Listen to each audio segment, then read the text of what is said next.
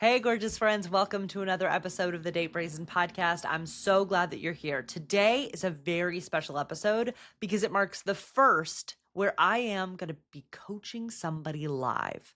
I asked my email list who wanted to be coached on the Date Brazen podcast, and so many people applied. Ellie is our first up.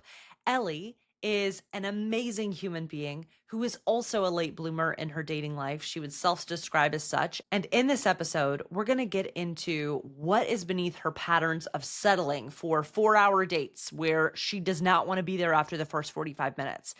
Getting into why she doesn't yet feel like she has permission to want what she wants. We also get into her dating strategy. So together, we came up with a really solid dating strategy that is joyful, that is on her terms, and that is going to enter her into kind of a villain summer where she gets to want and receive more of what she wants. It is such a good episode. I cannot wait for you to listen.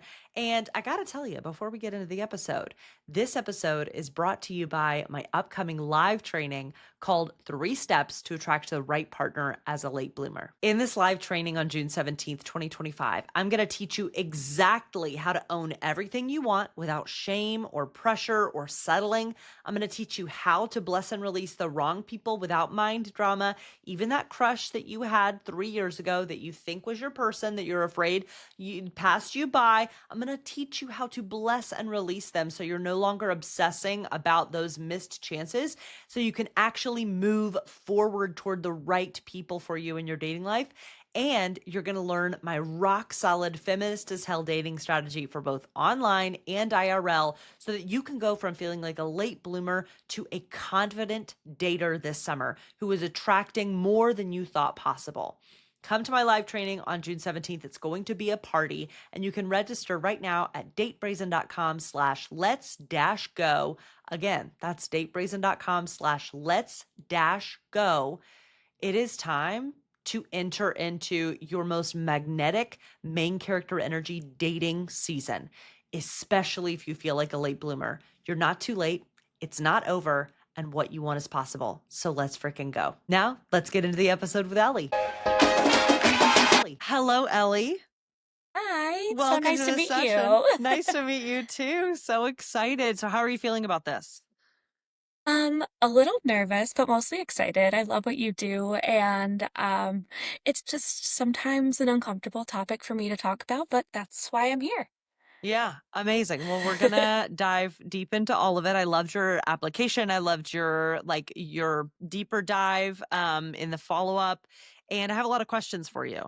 But Okay, first, I want to know, what is your brag, a celebration about something in your life that you've created recently or in general, or that you're really proud of that you want to celebrate with me and us?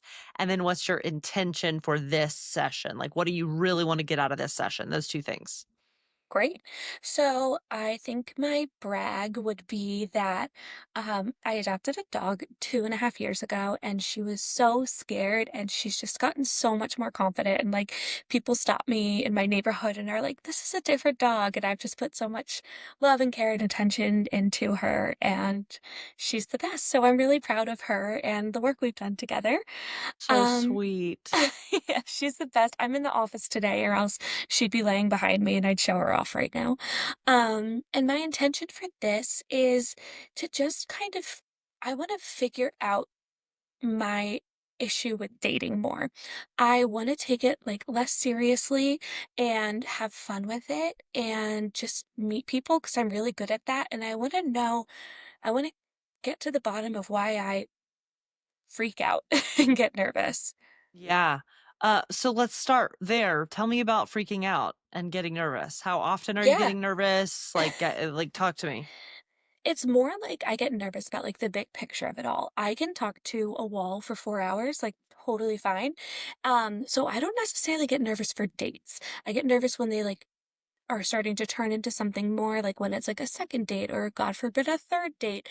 And then I get nervous for, like, I'm 32, my friends are all pregnant or have kids and married to wonderful people, and I just feel like I'm falling further and further behind and I can't figure out how to catch up. And I know that sounds like I'm comparing my timeline, but it's only because it's something I want. Yeah. Well, I think it'd be weird if you weren't comparing your timeline because you're a human being and we compare ourselves to Yeah, other people. And it sounds like you want something that's not here yet. Is that exactly. accurate? I know from your application, but tell me again, tell me about your relationship history and your dating There's history. not much to tell. I'm turning 33 next week, actually, Happy and birthday. thank you.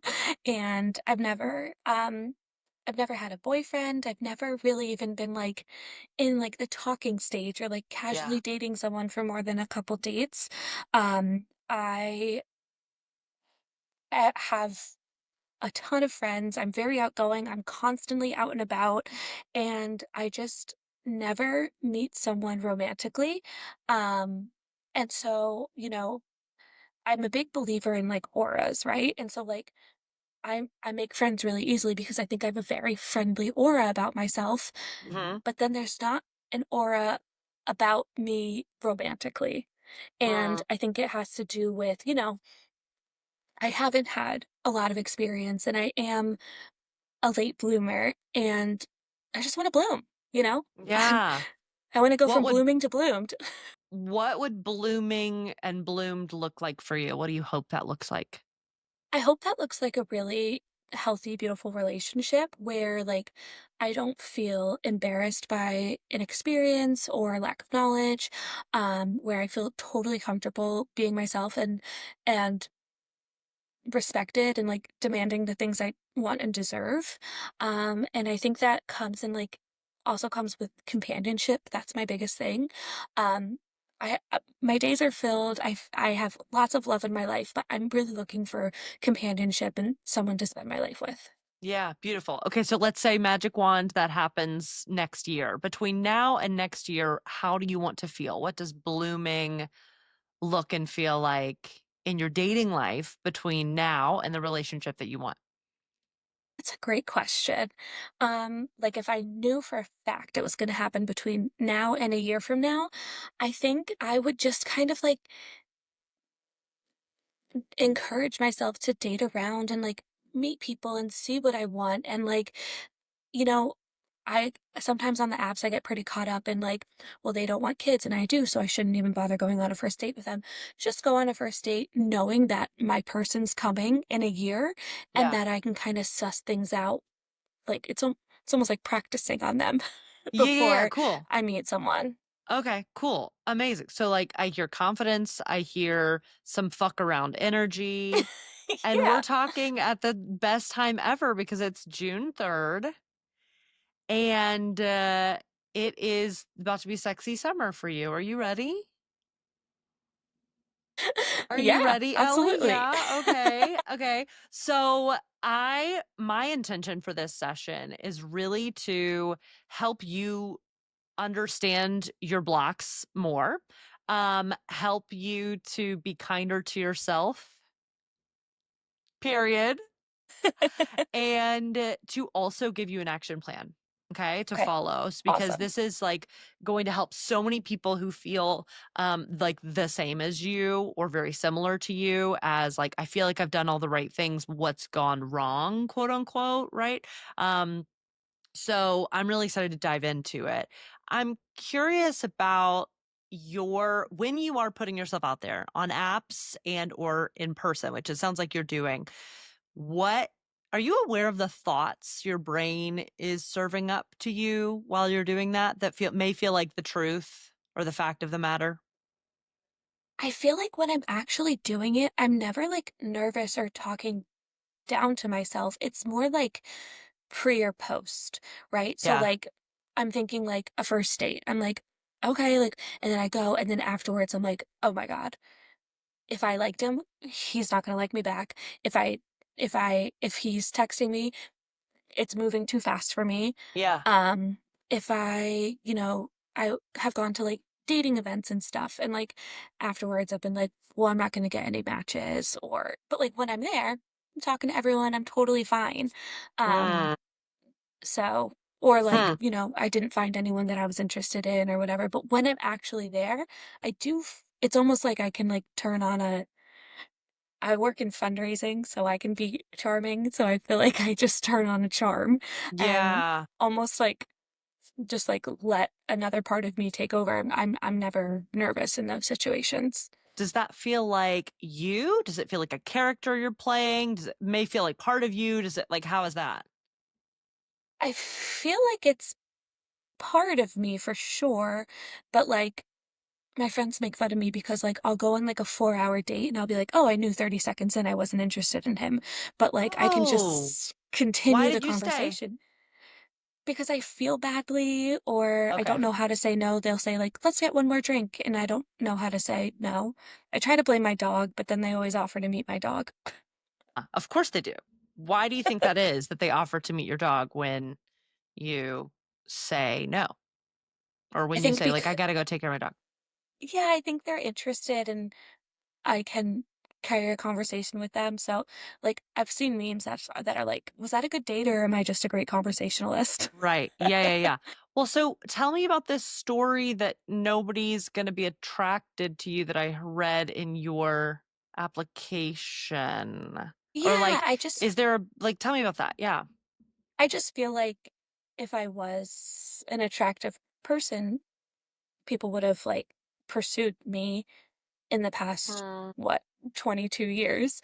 And so like it's kind of like, you know, I'm a woman raised in the 90s. It's a definitely a big thing with body image and mhm, with like feeling attractive. And so because like, I'm in high school being like, oh, I'm sure I'll blossom in college. In college, I'm sure men will be interested in me in my 20s. And like, it's just like never happened time and time again.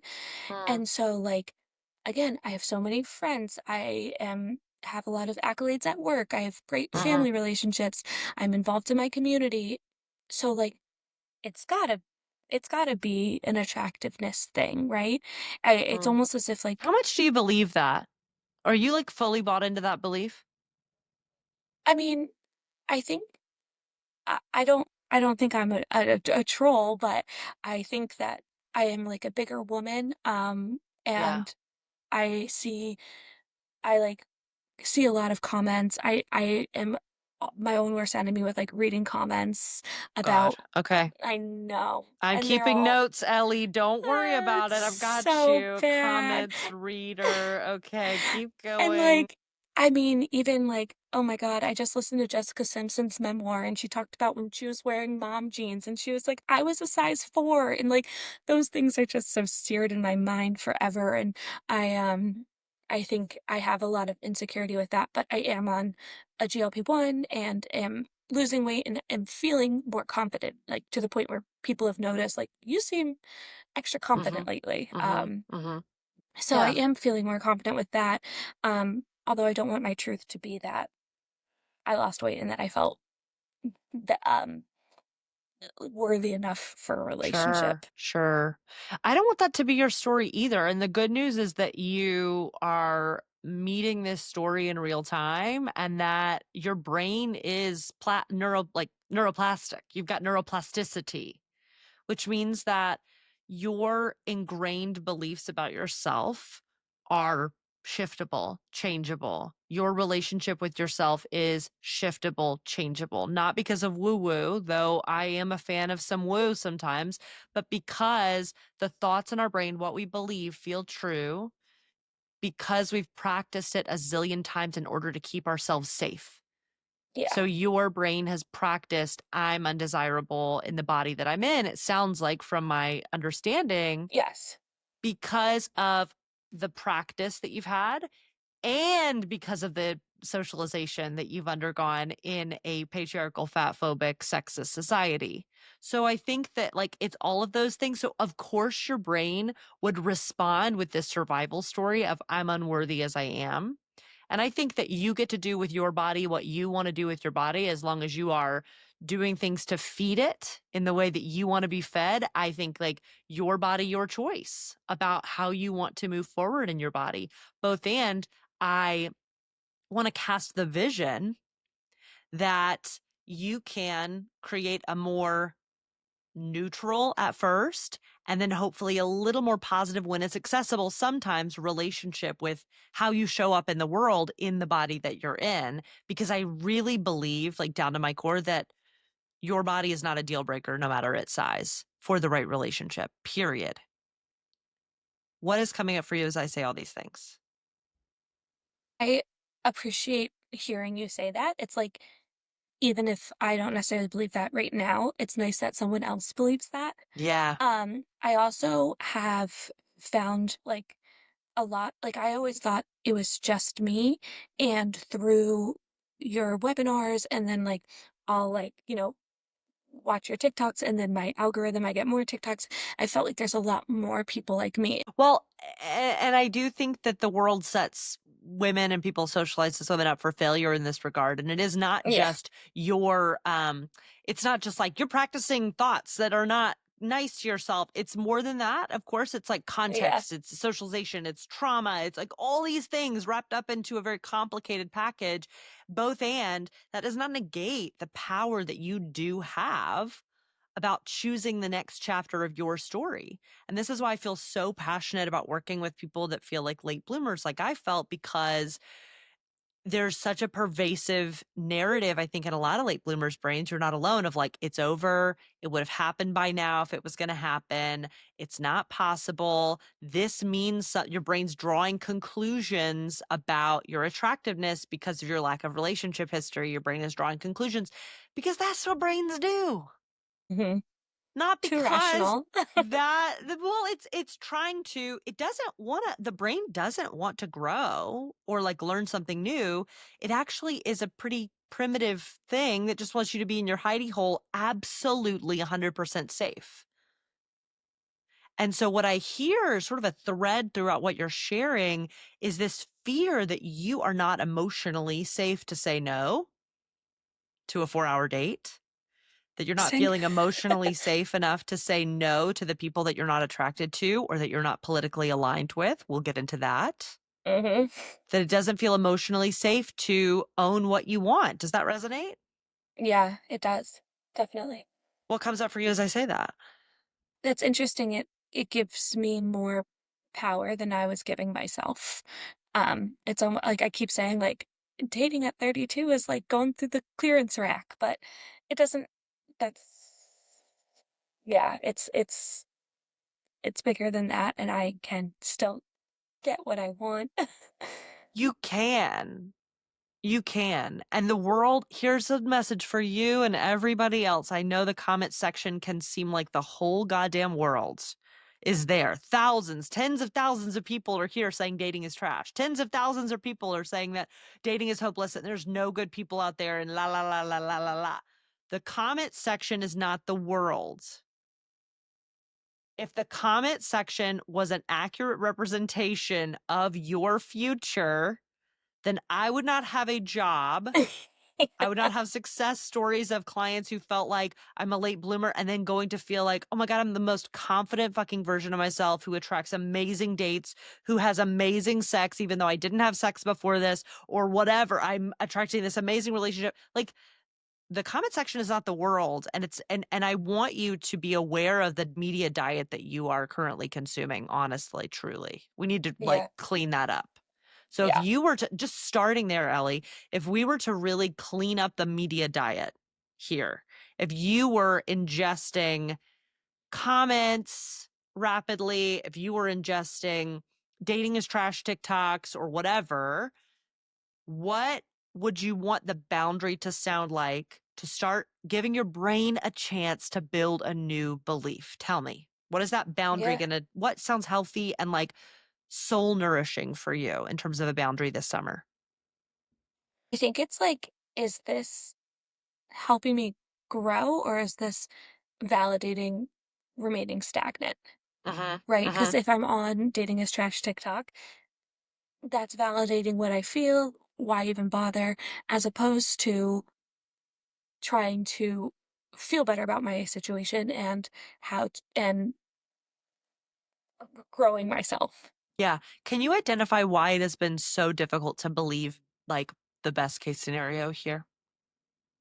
What do you Just think will hasn't happen if happened. you it hasn't happened, sure, sure, sure, so you have confirmation bias happening of like, Yeah, I have this experience. I want to be right. Your brain wants to be right. So it's looking for more evidence to prove that story right.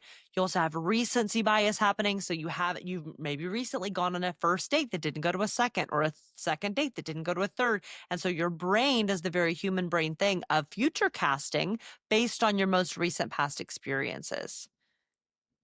What I'm hearing, and what I hear every single day, is this idea that it is so vulnerable to hope yeah, if you haven't experienced a good relationship or a relationship before. Tell me about what's coming up for you as I say that. totally. It's almost like when I have hope, even if I keep it to myself, I can still like feel embarrassed, like even with myself, because it's just like Why? What's the thought that creates the feeling of embarrassment in your body about this? thought is like, of course not. Um, it's the thought that like this kind of thing isn't meant for you. So like this wouldn't happen.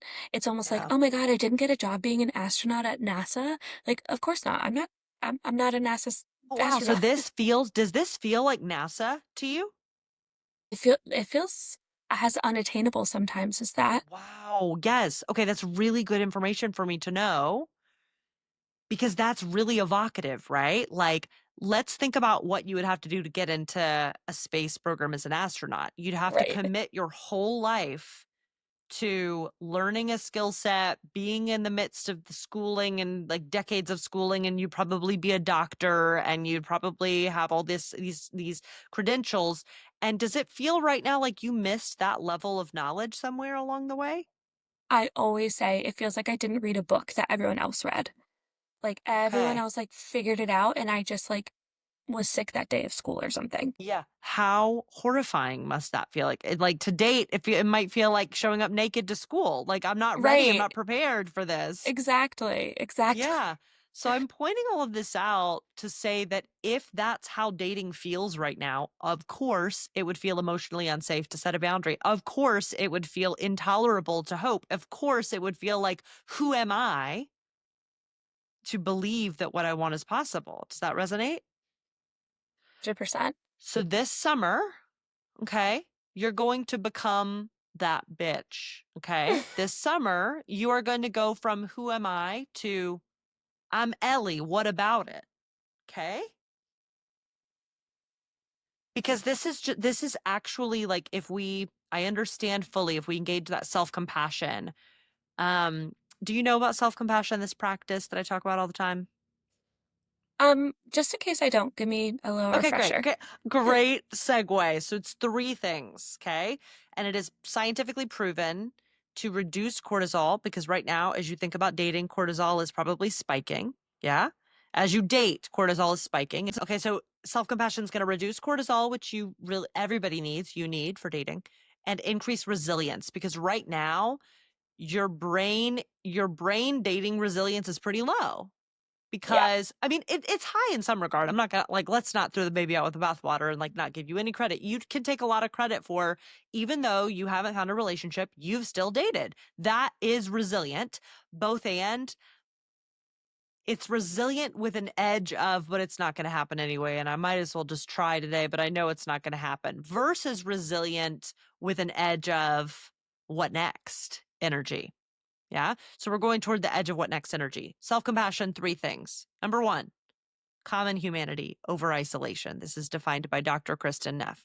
So that means you literally give yourself the benefit of imagining the collective of people, like the number of people who listen to this Date Brazen podcast who resonate with your story, or who have felt exactly like you, the people in my program, Main Character Dating, who are like right there with you, the friends that you have who love you, but you've shared they're all married. So maybe we imagine like people that you know of that are single that like are joining you. You're literally not alone.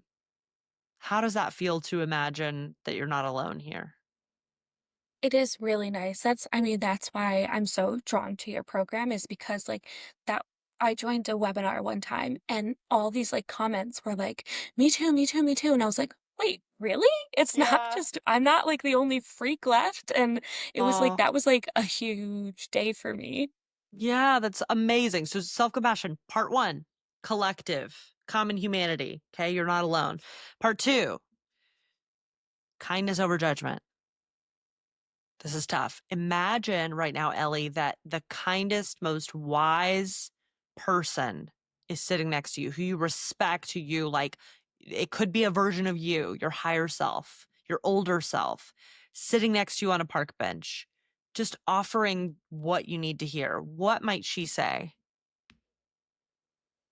Just stop freaking out and, like, let it What she say? come as Maybe. I'm going to stop you. okay. She might not say stop freaking out first. She may say, like, your freak out is completely understandable to me because you're in a hard spot. What's coming up for you? Yeah, that's it's nice. It's like it's nice to, I guess, yeah, not judge the situation right away and kinda say, like, "You know what? Yeah, that is tough. That does suck." It does It's suck. Yeah. validating.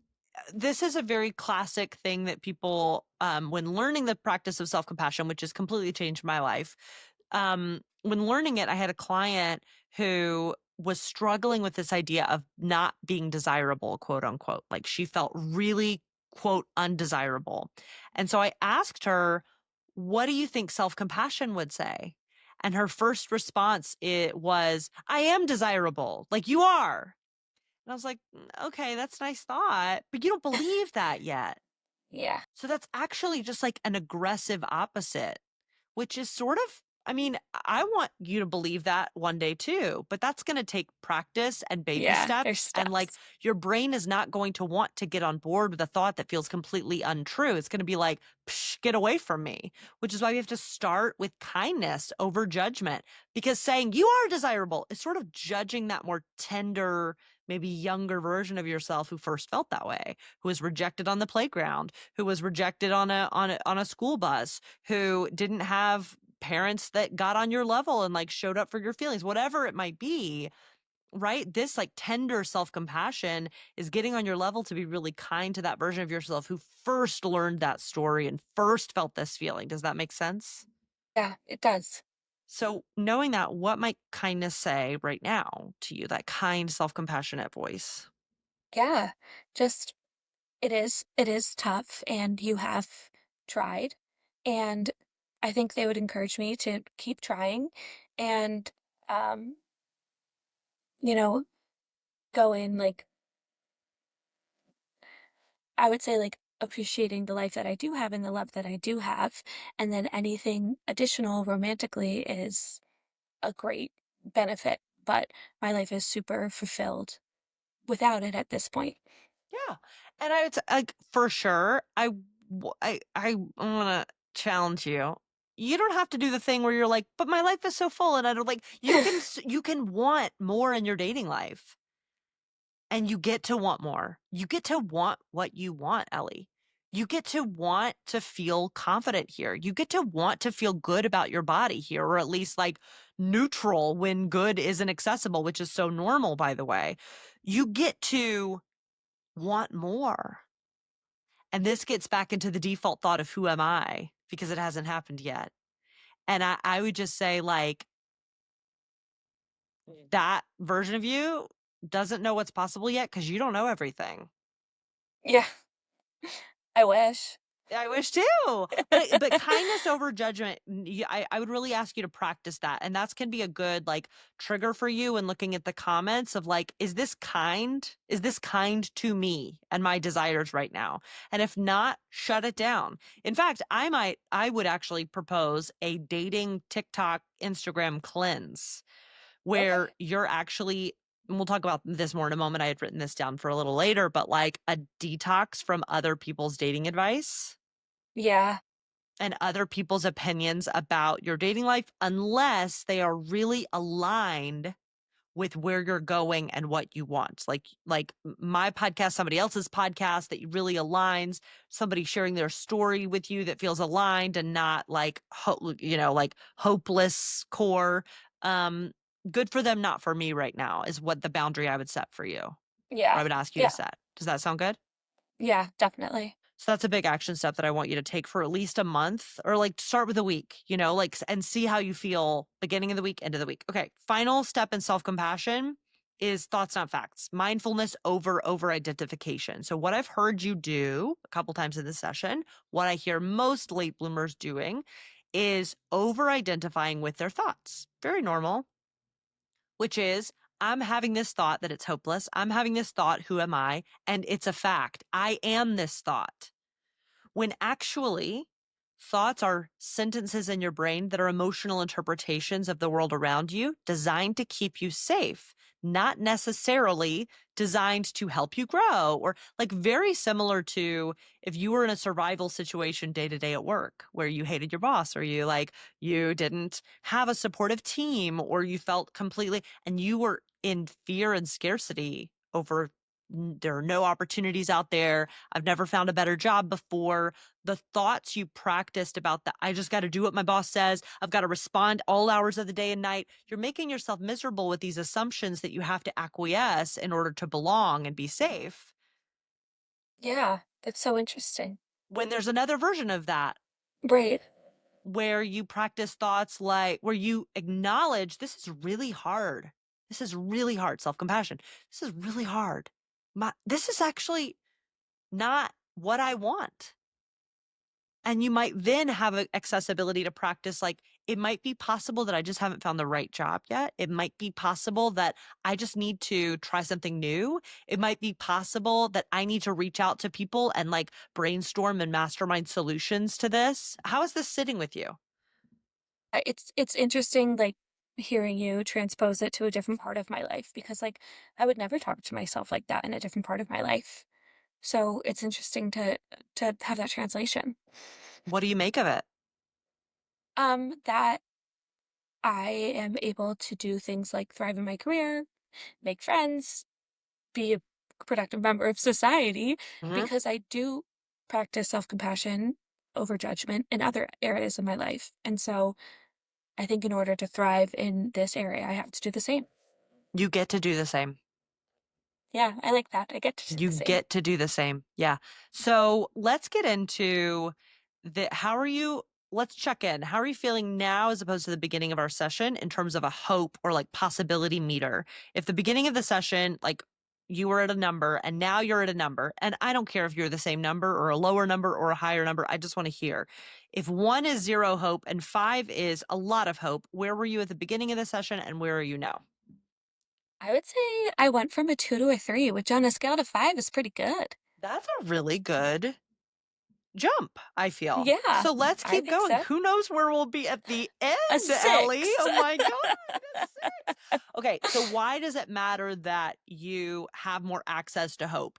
Because hopelessness is a feeling that creates actions like shutting things down, over functioning, going on dates with people that are not right for you, even though you know they aren't because you're in scarcity. It creates a cycle when you're like stuck in that feeling. And what we're doing here is sort of like getting to know the edges of your experience, getting to like it's like a tangled gold chain. And if we tried to go quickly through it and like try to untangle it quickly, the knot would get probably tighter. So what we're doing here is teasing it apart and like looking at the gold chain and saying like, oh, actually this piece goes through this piece, and like using tools like self-compassion to expand your nervous system's capability to dream of what might be possible outside of your past experience. So that's what we're doing. Let's move on. Tell me about not saying no or not leaving the date after the first hour when you stayed for 4. Tell me about that experience. Let's slow it down and get to know it. Yeah, it's happened a handful of times where, like, I went to a date one time, and as soon as I hugged him to say hi, I was like, "Oh, this guy's not wearing deodorant." And then, like, it just got weirder from there. But, he says, like, "Do you wanna get another drink? Do you wanna go to another bar?" And if I can't think quick enough, I just say, "Sure." And if I don't and I say, "Oh," like, I have to always make an excuse, right? "Oh, I have to get up early tomorrow," or "I have to go, let my dog out or something." And then they wanna walk me home, and then I'll say, "Oh, okay," and then, "Oh, I'm not gonna have you come in," my dog doesn't like new people or whatever it is. And I don't feel in the driver's seat where I can just Yeah. say like, "I'm all set, like, thank you so much, but I'm I don't even know how to pretend with you, let Yeah. alone what to say on a date." I Yeah, almost yeah, wish like I yeah. had a script in my head. Well, good news, we can make one. Yeah. And you just need to practice it out loud Yeah. more often. So even before a date, you can practice saying out loud, "Hey, I need to go home. Mhm. I had a nice time. Thank you so much. Do you want to go out again? I'll actually let you know. I try to take 24 hours after all dates just to be really intentional about my feelings and post date, you know, thoughts. So I'll let you know. Thanks so Yeah. much. So nice to meet Yeah. you. Hug, bye." So we can practice that. But I think that it's coming from this deeper well, though, Mhm. of something. Yeah. Where it's like, he's out with me, so I finally got someone to, like, go out with me, so maybe I should give it more chances. Yeah. What would happen if you gave it more chances? He still's not wearing deodorant. He's still not wearing deodorant. But if I don't, here, let's do this a thought experiment. If I don't stay for as long as he wants to stay, then Great, I guess go home. no, but like in your mind there, why are you staying? Like in your brain, if I don't stay for longer, or if I am rude, or if I do like say no to this person who wants to go on a date with me, then that will mean, 2 things. 1, that I'm being rude or that I hurt his feelings, and I think 2, that I'm not giving him enough of a chance, right? So, like, let's say, like, I feel like I know right away, but the first drink is over in 45 minutes. He asks if I want another one. I feel like I feel like it's mean to, like, just dismiss someone after 45 minutes, yeah. even though I And know it's not the case. well, so what would it mean if you were mean? What would that mean about you? If I'm mean, therefore I am. I mean, it's almost like, how can I never have been in a relationship and then, like, I don't it's almost like I don't feel like I get to be this picky. Yeah. But here's the deal. What I'm hearing, Ellie, is that you don't think you get to want anything. Oh.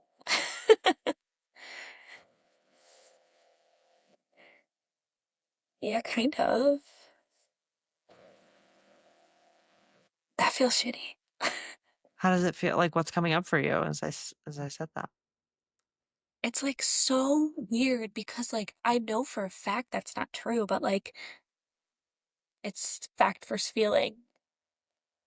Well, you know what might help is to put it in context. Yeah. Why might it be totally understandable that you do not give yourself permission to want what you want?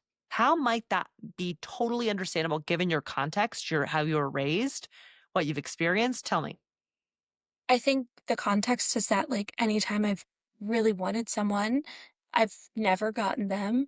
So and I've ended up hurt and sad and have been bruised, and so I think, like, then, yeah, that's totally understandable. Yeah, it's totally understandable why you would protect yourself in that way. Yeah, it is protecting myself. Yeah. It's very similar to, I mean, it's a maladaptive coping mechanism. So, meaning it's very understandable because it's how you've coped, and it's maladaptive because it's not a pattern that's serving you. And we have a ton of those in our lives, right? Yeah. I can think of some in my own life in my friendships, right? Of like Right. how I sometimes bend over backwards in order to sort of gain more affection or gain more like belonging in my brain, maladaptive coping mechanism brain. And my job in my life is to create emotional safety enough to stand on my own 2 feet own that my relationships are a safe place to be, that I don't have to make myself smaller or shrink myself in order to belong in them. The right people will come and the wrong people will fall away. That's I mean, it's with all relationships, not just dating, in which this is life work to move from maladaptive to really thriving patterns of behavior where you are in the driver's seat. So if we went back to, I don't get to want anything, what would it mean about you in this current state of your brain? Don't give me the, like, I call it the Sunday school answer, what you think the Sunday school teacher wants to hear, what you think the teacher wants to hear. Tell me, like, from your gut, what would it mean about you if you did have standards and preferences? What would go wrong then? Just wouldn't it, I don't get to have that. Why? I don't know. And I think that's what we were talking about before, where like my brain answers like the way I look because there has to be an Yeah. answer. Yeah. But Yeah. my why is just like based on based on my past or lack thereof. Yeah. It sounds like there's a lot of grief here, An interesting word for it. amongst other things. But does Yeah. that resonate with you that there's like grief here? Yeah, I think like to grieve, like I don't know, like sometimes I'm like, oh, I never got to do this. Like I've never been pursued. And like you see a rom-com where I don't know, hear like a meet cute, and I'm like, oh, I never got that. And yeah, it stinks. And I think there's grief in that for sure. Yeah. Yeah. I think that for a lot of people who feel like late bloomers, it's a timeline grief. Yeah, for sure. Especially with wanting children. Yeah. Yeah. That's very normal. And I think that the world hasn't done us any favors in terms of like learning how to process and move through our big feelings specifically. So I think for a lot of people who feel like late bloomers, that grief can get kind of stuck. And the brain's logical conclusion is it's over because grief is a story. Grief is telling you a lot of stories. Hmm. There's grief in the room. There might be shame in the room. What, it hasn't happened. It must be how I look. Oh God, shame. Does that resonate? Totally. Shame is a hijacking emotion. It is very difficult, painful, literally painful, can be to process and move through and to acknowledge. And a lot of people have been taught, I was taught, feelings are too big, you're going to get swallowed whole by them. If you feel them, then they're going to take over and you're going to be this like griefy, wallowy, shamey mess, and nobody's going to want, it's like nobody's going to want to be around you because you have all these hard feelings. But that narrative keeps you stuck. Yeah. And so I think that the way to process these feelings, I teach it in main character dating every single day, is with some very simple tools. So I teach this thing called How to Feel Anything. It's essentially the scale of emotional granularity and self-compassion sort of rolled into one, but it's sort of a framework to process feelings. So are you open to doing it for a moment, Ellie, with me? Absolutely. Okay, great. So feet on the floor. Take a deep breath. Close your eyes. I'm not looking at you. I Do you notice where you have sensation in your body right now? guess my no, I don't. You don't. Okay. So just breathe into your body, do a little Yeah. scan, and notice if when we're talking about like grief or shame, Mm. is there any location in your body where you feel tense or tight or loose or anything that sparks for you? I absolutely get a pit in my stomach. Um, and I feel like there's some tension in my head too. Head. Okay. Which is more intense? My stomach for sure. Yeah. So breathe into it. And I'm gonna just say some words. You don't have to repeat them out loud. You can just like let them wash over you. There are two thoughts by Coach Simone Soul. First is, hey, I am willing to feel anything to be with you. Second thought, hey, Ellie, there is nothing that you could say, do, or feel that would make me want to stop being your friend. Nothing is a deal breaker. Breathe into that pit in your stomach and just we're giving you permission to feel it and knowing that this moment is going to end. We're going to come back into the room in a second, but for now, breathe into it. And I want you to tell me, like, does it have a shape? It feels like a honestly like a perfect sphere. Yeah. Does it have a color? Kind of yellow. Mm-hmm. Keep breathing into it. I'm willing to feel anything to be with you. Does it have a temperature? Really warm, not hot. Yeah. Does it have a texture? Smooth. Keep breathing into it. How big is it? Big enough to fit in my hands. Yeah. So I would ask you to just like keep breathing into it and imagine yourself like your adult, wise, amazing self, like going and just sitting with that feeling. You're literally just sitting with it and it knows that you will be there as long as you need it to be. Keep breathing into it. Has it shifted at all since we've been paying attention to it? No, it's just become more obvious. Okay. What else do you notice about it?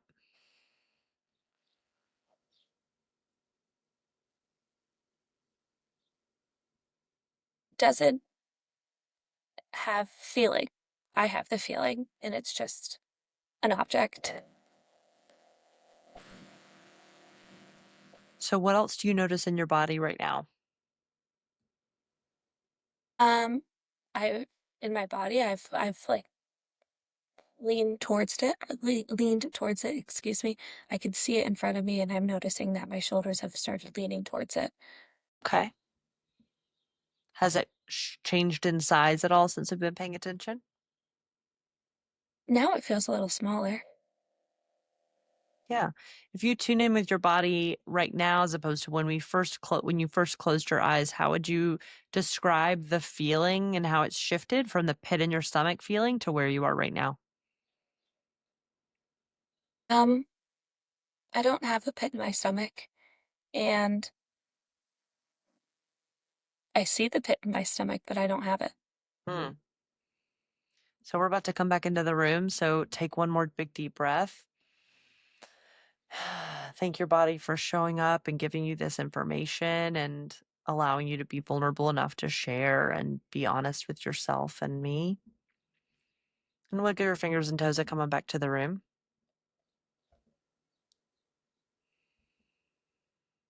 How was that for you, Ellie? It was interesting. I'm not really like a meditator. I wish I was. Yeah, So, it felt like meditative, which is a different experience for me. cool. Meditation does not have to be, mindfulness does not have to be like 5 minutes, 10 minutes. That was maybe 2 minutes.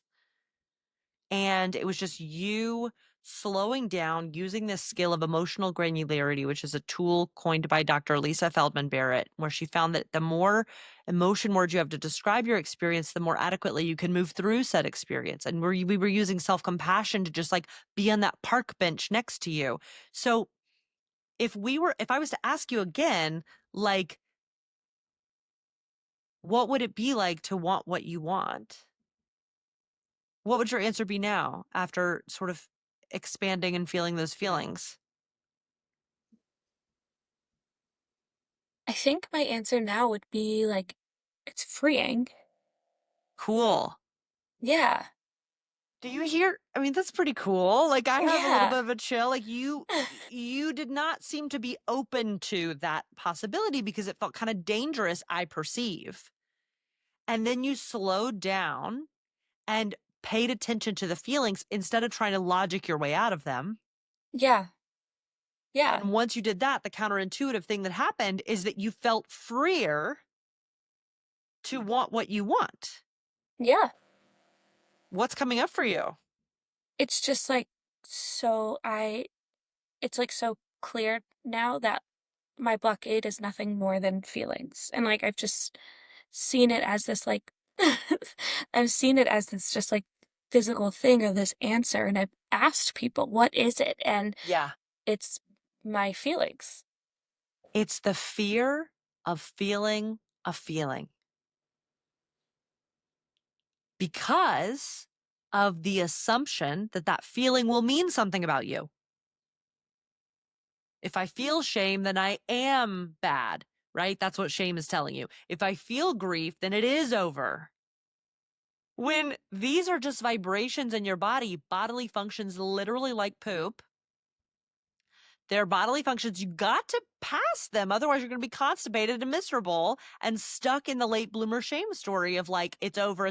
You're just having hard feelings that you have the skills now to acknowledge, breathe into, and pass to create more emotional freedom for yourself to imagine, to dream, to try new things. Yeah, that Thoughts? feels it just feels I mean, what feelings come with freedom, excitement, hope, Yeah. and I love encouragement. it. I love it. So you haven't actually tried wanting what you want yet. True or false? True. You don't actually know what's going to happen when you do. You've been assuming that you can't because it would mean that nobody would be out there, but you actually haven't tried my way. Yeah. You haven't actually been the decider No. because you thought that being a late bloomer meant that you couldn't be, when it's actually the opposite. You're not Really? going to settle. Yeah. You're not going to settle for the wrong relationship.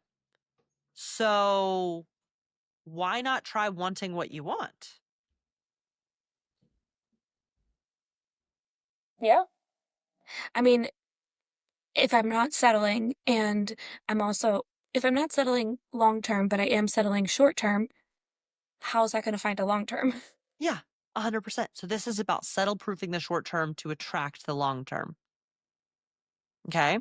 We're coming to the end of our session, but I'm really excited about what you have been able to experience in the last, like, literally just hour. Yeah. This is just 1 hour, and it's just a snapshot of what's possible when you pay close attention to how you're feeling, thoughts, not facts, when you engage self compassion, when you get into sort of a what else could be possible space after caring for your nervous system in this way. Because you get to want what you want. And I think there's a lot here. It's like a lot of matrix of like appearance thoughts and all of that. But here's what I want you to do. After this session, I want you to do a thought dump of all of the thoughts that you're having about your appearance, about your dating future, about what's possible, about like whatever, all the dating thoughts that you're having, sticky, mean to yourself, put them on paper. Look at them as like, okay, wow, I'm having a lot of hard thoughts instead of, oh shit, here's more evidence of my undesirability, or like, here's evidence that it's Yeah. not going to happen. Thoughts, not facts. Yeah. Put them on paper. Then I want you to run them through a practice that I call SOFT. S, self compassion. So, based on our conversation, what might self compassion say to one of those thoughts that feels hottest to the touch? O, own your needs. What do you need? Do you need to lay on the floor? Do you need to take a deep breath? Do you need to go on a walk? If you're having anxiety, that's the body asking for movement. Like, what do you physically need? Do you need to text your therapist? Like, what do you need? List it out. Do one of those things. F, feel your feelings. That thought from the thought dump will trigger feelings. It's your job to do a 2 minute how to feel anything. Where is it in my body? Okay, I'm willing to feel anything to be with you. There's nothing I could say, do, or feel that would make me want to stop being my friend. What color, what texture? Feel it for 2 minutes. Then go to thoughts, not facts. The final step in this process, taking that default thought. What default thought do you want to rewrite or start rewriting after this session, do you think? About your appearance, about your dating future, about wanting what you want? Like, what do you want to start rewriting? God, where to start? About I would say that it's not too late for me. Okay. So your current thought is it is too late. Yes. Okay. So we're not going to jump to it's not too late because that's inaccessible. Okay. Thoughts Not Facts is, in the words of Carl Lowenthal, who's a colleague and friend of mine, up the ladder of thoughts. So if up here at the top of the ladder was, it's not too late, it's happening, it's inevitable, it's coming. And down here was, it is too late. One rung up the ladder is the thought you need to start practicing today, writing everywhere. One rung up the ladder might be, it might be possible that I don't know everything yet. It might be possible, and tell me which one. Stop me when when it hits. Um, I'm learning something new. That's just normal. I'm vulnerable. That's normal when learning something new. I Uh, like that one. okay, cool. Take That's it. a good one. Yeah. Good. I'm learn vulnerable. I'm learning something new. You need to practice that. Acknowledge when you're having the default thought it's too late and catch it in the moment. Practice a moment of self-compassion and then give the kind reframe.